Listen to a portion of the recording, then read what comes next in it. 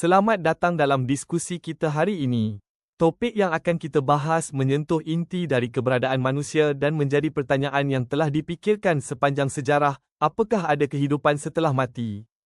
Bagi sebagian orang, keyakinan akan kehidupan setelah kematian memberikan pengharapan, makna dan arah hidup.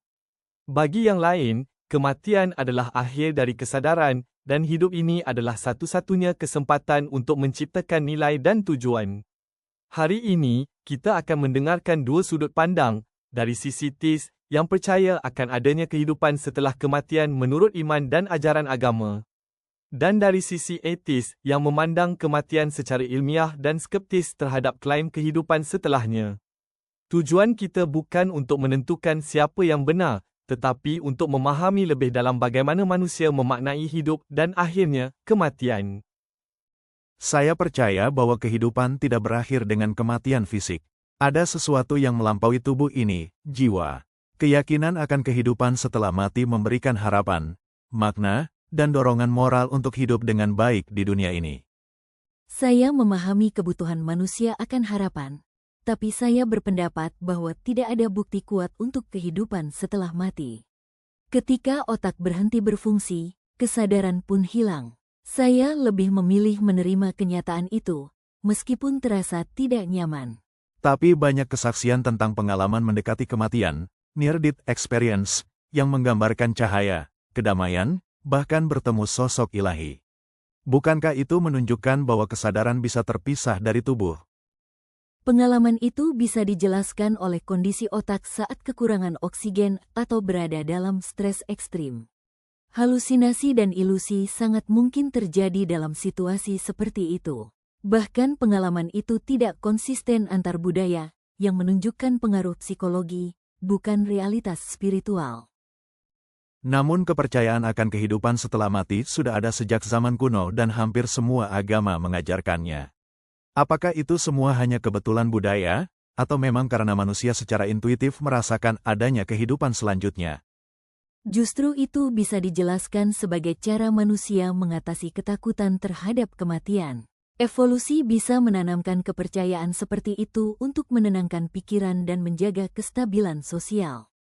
Tapi popularitas suatu ide bukan berarti itu benar. Tapi jika hidup benar-benar berakhir saat kita mati, apa artinya moralitas dan pengorbanan? Apakah semuanya sia-sia jika tak ada keadilan atau balasan setelah kematian? Nilai moral tidak harus bergantung pada ganjaran atau hukuman setelah mati. Justru moralitas sejati muncul dari pilihan sadar untuk berbuat baik karena itu benar, bukan karena takut dihukum atau ingin pahala. Saya tidak menolak pentingnya moral sekarang, tapi tanpa kehidupan setelah mati, keadilan tertinggi tidak akan pernah tuntas.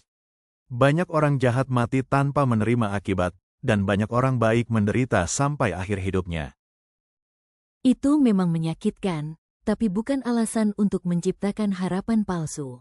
Dunia ini tidak adil, dan tugas kita adalah memperjuangkan keadilan di sini dan sekarang, bukan berharap pada sesuatu yang belum terbukti setelah mati. Bagi saya, kehidupan setelah mati bukan hanya harapan, itu fondasi dari makna dan keadilan yang lebih besar. Tanpa itu, hidup terasa dangkal dan tidak utuh. Saya lebih memilih makna yang lahir dari kenyataan, meski terbatas.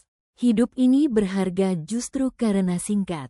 Kematian memberi kita alasan untuk hidup sepenuh-penuhnya, di sini dan sekarang.